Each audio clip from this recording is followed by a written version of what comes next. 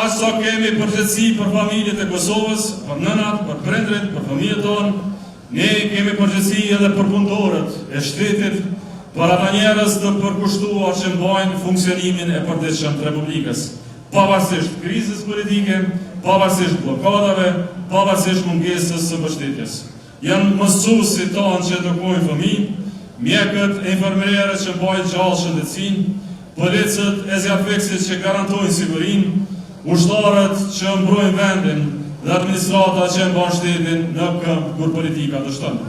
Për vite të tëra ata kanë punuar në presion të madh, në ngarkesë të tepërt dhe shpesh kohëve të fundit të sulmuar politikisht, të nënvlerësuar e të lënë pasdore, dhe kjo gjendje s'mund vazhdojmë. Prandaj ne kemi marrë zotimin e qartë, të prerë dhe të përgjithshëm, të rrisim pagat e punëtorëve të administratës së shtetit me koeficientin 150.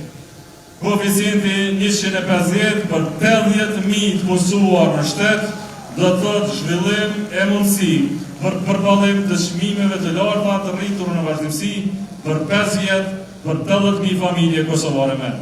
Prandaj sonte u drejtohem mësuesve të Kosovës me zotimin e plot se nën qeverisjen tonë paga e mësuesit Kosovë do të jetë plot 1.000 euro në muaj.